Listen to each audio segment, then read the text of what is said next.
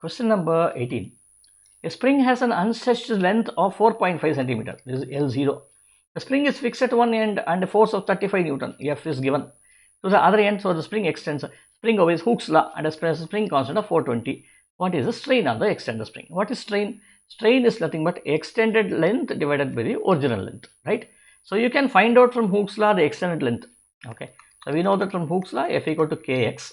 The x should be equal to F by K. Let us substitute. What is F? F is 35 Newton.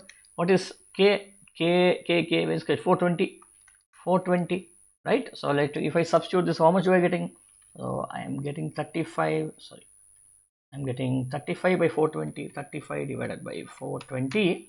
I'm getting 0.083. I'm getting this as 0.083, which is nearly 8.33 centimeter. 8.33 centimeter. What was the original length? 4.5, but this is 8.33. It may happen. Okay, let us substitute this value to get the value of strain. So this should now be equal to 8.33 divided by 4.50. When I do this, what is this answer I am getting here? 8.33. Let me cancel this. 8.33 divided by 4.5. When I do this, I get 1.85. 1.85. Right? You got the answer. Okay.